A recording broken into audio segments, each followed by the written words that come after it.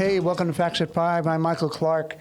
It is Friday, May 22nd, 2020, and I'm being socially distant here at LTV Media Center in Waynescott, New York, with my lovely host, Morgan Vaughan. Co-host, Morgan Vaughan. Say hello, Morgan. Hello, Morgan. And apparently I'm a little tongue-tied. It is Friday. It's the end of the week. It is Friday. We didn't have two shows. We didn't have Wednesday and Thursday because we were upgrading. We were upgrading, and it went well. Just to Yeah. let you people know. I know everybody's waiting with bated breath to know how this went, but it went well. Yep. So what's going on?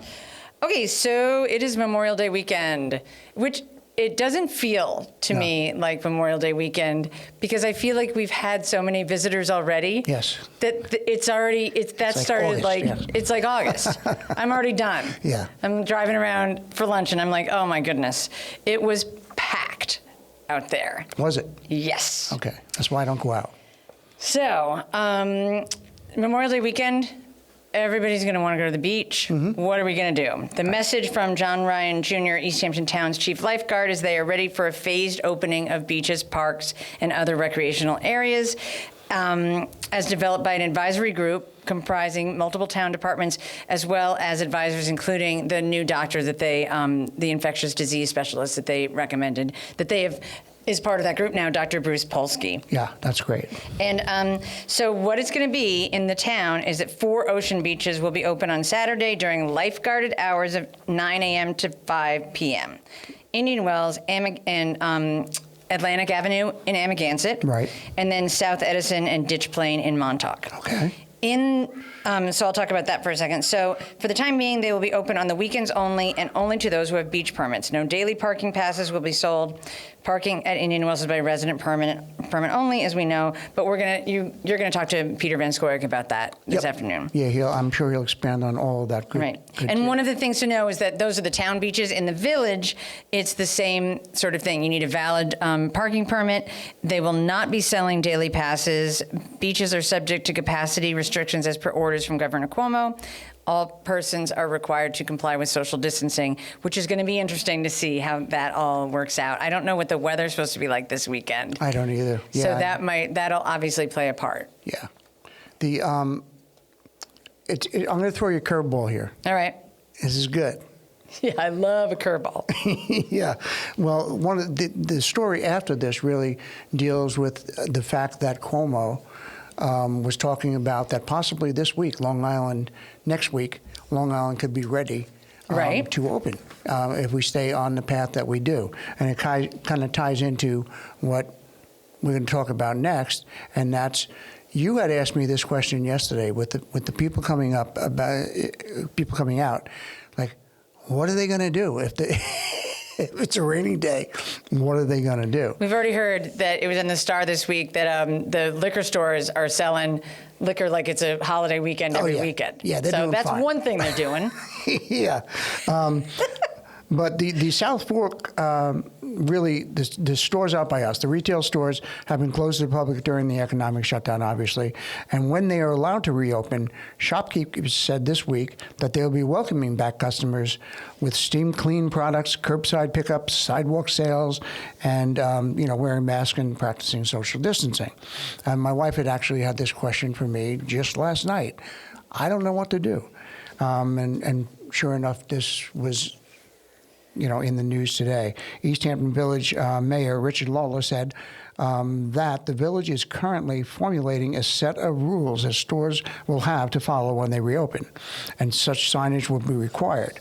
The village is also preparing to designate areas on Main Street, Noontown Lane, and in the Rue de Chant parking lot that can be used for curbside pickup, and he said he will likely limit the number of customers allowed in stores. So, and they're doing a very similar thing in Sag Harbor as well. The point is that, there is no set guidelines yet that they've come out with anything formally for how these businesses are going to reopen. Now, my wife's store is so small that I only get about 2 people in there anyway. Right. So, it doesn't matter. She can't have much more in there. But the larger stores, how many people are going to be allowed in? Where do they got to do? What do the shopkeepers have to do? That is yet to be determined formally. I think everybody, most of these shopkeepers have a pretty good idea of what they're going to do. But circling back to what I had said earlier about Mayor Cuomo, he said that he's going to start reopening the local economies. It could be as early as next week if the deaths continue to decline and the regions are able to build up their cores of contact tracers in time. Did you not turn off your cell phone, Michael? And you said Mayor Cuomo, and I have to correct you because this is Facts at 5 by accident instead of Governor Cuomo. But let's just keep going, okay? Yeah. And I'll turn my phone off. Yeah. Sorry, folks. Yeah. Well, yeah. Go. Well, one thing that I've noticed, because I do the stats at the end. Right. I've been adding those to the slates that we do at the end, and it has really been going. It's pretty much maintained who has COVID-19 in East Hampton. Right. We're doing really well. Southampton's a little bit of a different story. A lot bigger area. It's a lot bigger. There's a lot more people in general. It's about 3 times the size of East Hampton. And very diverse population, too. And it's just bigger, blah, blah, blah. So they're having more like 20 to 25 new cases a day, whereas we're pretty much staying around 2 to 3, and we're hoping that continues. But clearly that's way better than we were. I'm a pessimist, and I have been watching this thinking it's going to get much worse, but it clearly is getting better. You're a pessimist? Shut up. Come on. Wow. Yeah, no, that's true. And I think the big thing is the contact tracing and making sure that we're able to satisfy that requirement.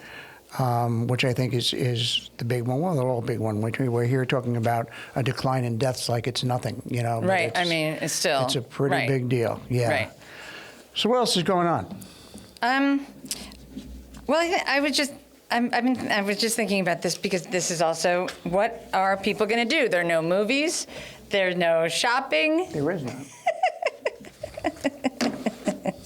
Okay, but it is Memorial Day. Yes. And so on Monday's Memorial Day. This past Tuesday, Governor Cuomo announced that Memorial Day ceremonies can proceed even in light of COVID-19 with a maximum of 10 people taking part. But the Federal Department of Veteran Affairs has issued a blanket policy nationwide prohibiting volunteers from decorating grave sites. People are upset about this, and Steve Bellona sent letters to the VA requesting that it withdraw its national ban on decorating grave sites, which includes Calverton. And the Suffolk County Department of Health Services has certified a plan in which a limited number of volunteers could place flags at Calverton. So what's going to happen here is that all East Hampton Village ceremonies were officially canceled in April. In Sag Harbor, there will be a modified version of the usual observances starting at 8:15. And according to David Farrow, the Sag Harbor American Legion commander, a small number of people will march from the World War I Memorial at Otter Pond in Sag Harbor, making stops at significant places where wreaths, and then on their way to Marine Park, where wreaths will be cast in the water, and there'll be a rifle squad and color guard. But it's too bad that this is a holiday that we have to honor people who are so often overlooked, and we can't really do much for them this year, especially because they're in such, generally, especially the World War II and the Korean War vets are in an age group that is in a population that we're worried about. Well, even the Vietnam vets now, we've gotten to that point. And you're right, it is, it's a really important weekend. We tend to think of it as the opening of the summer and mattress sales, for Memorial Day. Mattress sales, I don't know. The big sales, right? No, I know what you mean. But, and we really lose sight of sometimes, I think, the fact that it is really a humbling kind of situation. Now that when they put the guidelines out about how many people can be involved, outside they said a number of 10 or less. Right. Was that for indoor or outdoor?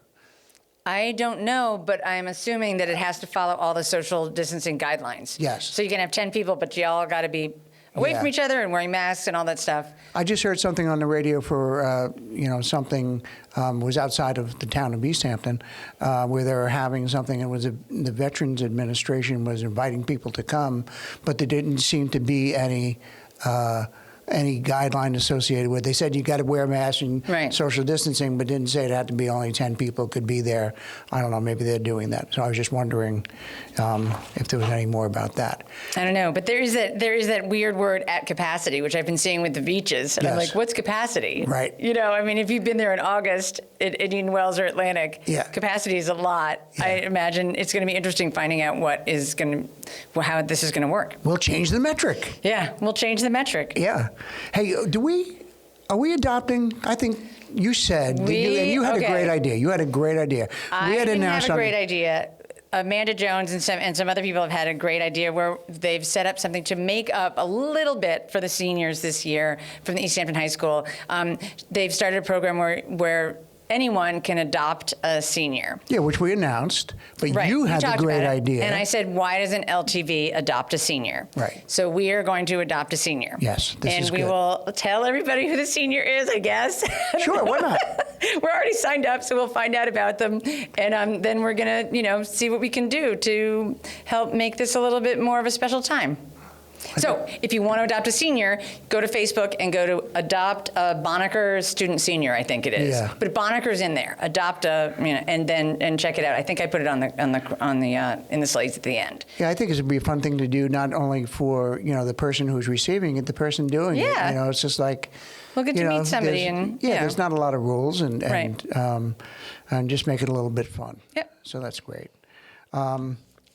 All right, so we're going to be talking with Peter Van Scoyoc. Yep. And programming note quickly. Go ahead. Don't forget. So we did some upgrades. We're going to be missing for a couple days at least the crawl and the bug because we have to update that part. But maybe you should explain to the layman what a bug is. A bug is the thing in the corner that says what channel you're watching. Okay. And a crawl is the thing that you see on CNN and that tells you all the things that we can't right now do. Right. Right. We're getting them up and running, though. But the good part is our system is going.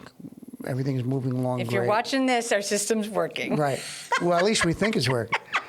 So once again, thank you to our sponsor for Facts at 5, Sound Aircraft Services. And don't forget to follow us on social media and YouTube. And go check out our website at ltveh.org. And please stay tuned for the town supervisor, Peter Van Scoyoc. Thanks a lot for joining us. Happy Memorial Day. Have a good weekend. All right, welcome back, everybody. I'm here with the town supervisor, Peter Van Scoyoc. Welcome, Peter. Thank you, Michael. Thanks for having me back on the show today. We appreciate you being here. And, it's a big weekend. It's although it came around real quick or something, I'm really not sure, but we're here from at the start of Memorial Day weekend, and I was hoping that maybe you can kind of give us an overview of kind of where we're at with the holiday weekend. Now we just got word today from Governor Cuomo that Long Island has a possibility of reopening next week. I realize it's up to the municipalities and things, but perhaps you could kind of bring us up to speed on that. Sure. So, this is rapidly developing. We've seen a continuing decline in infections and also, excuse me just a minute.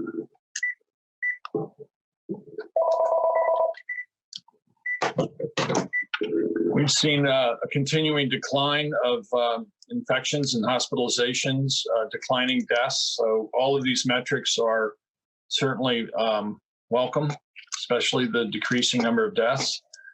As we look towards the next several weeks, many of the regions upstate are opening first phase activities as part of the New York Forward Plan. We expect that could come fairly quickly here as well. We've been actively working to prepare for that with our Business Recovery Committee, reviewing protocols, especially for phase one businesses, the various steps that will need to be put in place to ensure that as we reopen that we're not increasing the risk of infection and that we continue to flatten the curve as we move forward.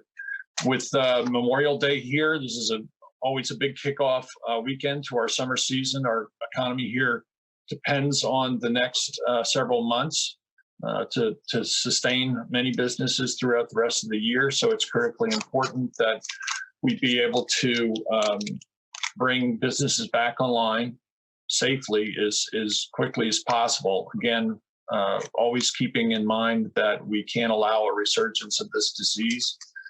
We're also this week had appointed Dr. Bruce Polsky, an infectious disease specialist who's regarded very well within his field, to help advise us and to review any reopening plans that we have.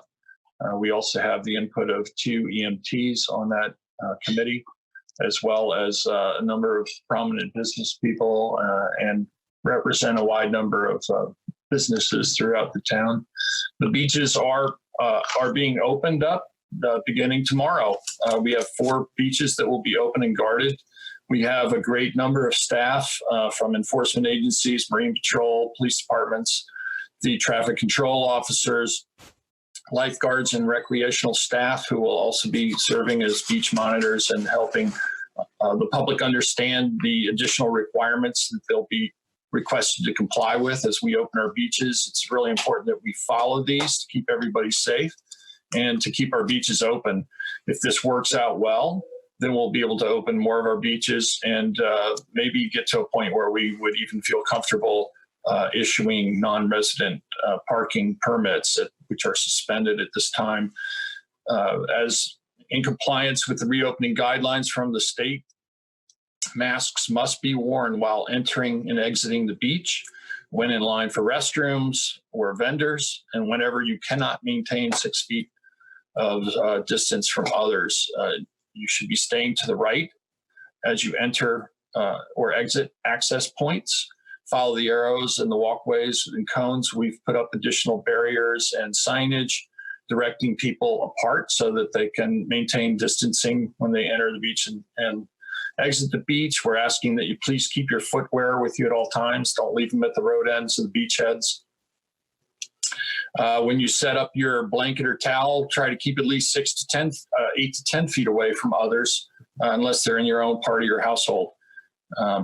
Respect other people's personal space. Keep your mask at all times, except when you're going in the water or socially distanced in your sunbathing location.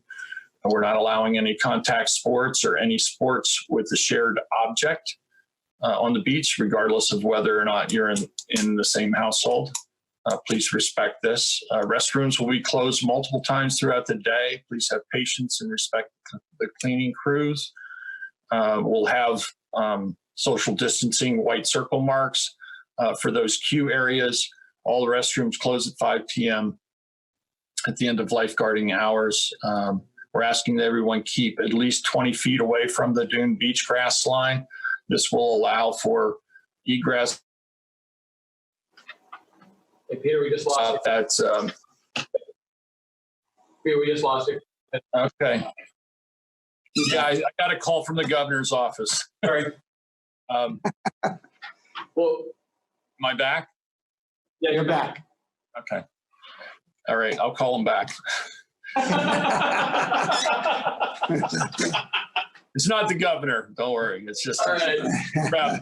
We've been back and forth on the phone today, and I'll bring that topic up in just a minute because that's another really important topic to bring people up to speed on. But I want to get through the beach regulations. We're not having any daily beach parking passes issued.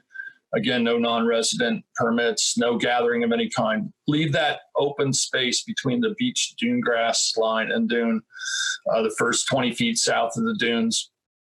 This will leave room for patrol vehicles and also a walking lane for people trying to spread out on the beach.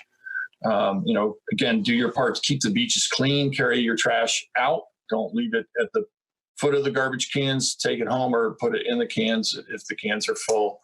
We'll have additional garbage pickups as we usually do in the summertime, and violations of the guidelines could result in a Marine Patrol or police issuing summonses under New York State health law, and refusal to obey lifeguards' directions can be cited under town code. The goal here is voluntary compliance. We need to be sure that we're all in this together and keep our beaches open. If this works out well, we'll be able to open a number of other locations. We're hoping to do that by have all our locations open by June 20th this year. So we'll be reassessing as each day goes by this weekend and make adjustments that we think are important in order to keep the public safe and make sure people have an enjoyable time. That's, Go ahead. Peter, when you talk about voluntary compliance, I just think that's such a a big point, because I mean, you guys are working so hard at putting together the guidelines and talking about the way things should be. But unless people do them, I mean, you can enforce and you can give out summonses and that type of thing. But realistically, we really don't have the personnel to be able to really, hammer it in, nor do we want to be, some type of place under martial law, let's face it, right? And Right. But it's really up to the people, right? It's up to, to do what makes sense and do the right thing. And I don't know, I'm not really sure where I'm even going with that, but it's really up to us, right? Would you agree? Right. We're all in this together. And again, we have to think not just about ourselves, but everybody. Frankly, I'm really so pleased the response that our community has had to this. People have been following the orders. The vast majority of people have worked very hard, have sheltered in place, have reduced their exposure, have followed the guidelines and guidance. And that's why we're the second lowest rate of infection in the entire Long Island region. Second only to Shelter Island, which frankly is surrounded by a moat. They don't count. I think the steps that we took early to keep this place from becoming a hotspot by closing the YMCA Rec Center ahead of any other community on Long Island or the region, closing our senior center, protecting that most vulnerable population. These early steps, plus the cooperation of all of our residents, has really put us in a pretty good position. We just need to make sure as the summer literally heats up, as well as heats up by the number of people outside and about, that we maintain those protocols, proper hygiene, hand washing, wear your mask, distance yourself. If we just follow those very basic rules, we will be able to have a much better summer for everyone and get our businesses back open than if we are selfish as individuals. It's just going to prolong the pain. So let's all cooperate. Let's get back to where we need to be. What are you seeing in terms of the businesses, Peter? And any view that you can give us on that?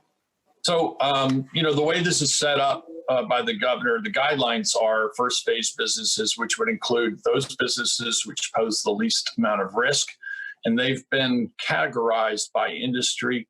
We're looking to fine tune that here locally to the point where we assess the potential risk that a business might have and try to get those low risk, no risk type of activities back up and running as soon as possible. The one size fits all categorization based on industry or business type doesn't really address that. Local officials are in a much better position to make those assessments. For instance, and I've given this example before, arts and entertainment is considered to be the last phase to open. And while we certainly understand large concert venues, crowded movie theaters, those are probably not going to happen again in the near future without some major improvements in the way we would treat the disease or a vaccine. But there are other activities within those categories. For instance, Longhouse, which is 16 acres of open sculpture garden, poses little or no risk, provided they follow certain procedures, and allowing the public to go out to those spaces and enjoy some of those venues. I would suggest that shouldn't be lumped in with a phase 4 opening because it really doesn't pose significant direct risk. So We need to get those places up and running as soon as possible. The cabinet maker who might see a customer on his property once a week or twice a week, those precautions can be taken so that they're not transmitting the disease to one another in that setting. That business could reopen. There's a lot of pressure on people to get back to work, to pay the bills, to resume as normal a life as they can. We understand that. We're going to try our best to help facilitate that in a safe way. So I think that's really where we are. Again, it's going to require people cooperating, because if we start seeing the numbers spike because people are being irresponsible at the beach or elsewhere, then that's going to hurt those other people who really need to get their businesses open. So it's so important that we just keep paying attention to that guidance, that basic guidance, wearing your face coverings when you're out in public, close to other people, stay distant from other people as best you can, and then continually disinfect and wash to prevent yourself from getting the disease or spreading it to others. Right. Any other last words, Peter? We got a minute or so here too. Yeah, I just want to announce that as you covered before, I facilitated the opening of a local testing site here at 400 Panago Place at the Panago Ball Fields. That started a week ago, Friday. First day, we had 55 people sign up for appointments for testing at 10 a.m. in the morning. This is the third day of testing for that site, because we're testing Wednesdays and Fridays. You can call in. I believe you guys have the number on the crawler for that site. In addition, I've been working to help facilitate a location and a site in Montauk.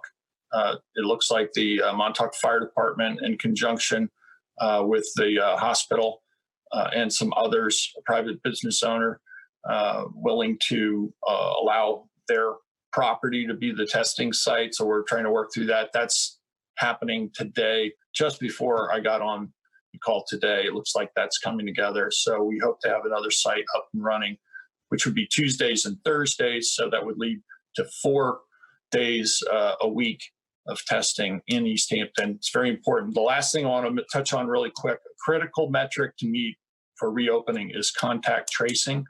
We need to have people signed up and trained as contact tracers throughout the region. We're short on the total number of people. It takes about 2 hours to get trained, get your name on the list, get trained, whether or not you would be called or not. Having those names on a list will count towards our reopening. So go to the town website, ehamptonny.gov, look for contact tracers in the search bar, and that information will be there. Or call 311 on the telephone and ask about contact tracing applications. Well, that's great, and we'll continue to push that from our end as well, Peter. Thank you very much for the information, and you and your family have yourselves try to grab a day or two to yourselves, huh? This weekend. I took about 40 minutes this morning and cut the grass, which is starting to look like a meadow restoration. But so I've reclaimed a little area that may be somewhat tick-free for the weekend.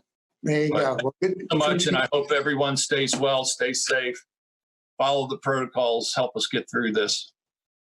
Thank you, Peter Van Scoyoc, everybody, and have a good evening. Thank you, Michael. Be well.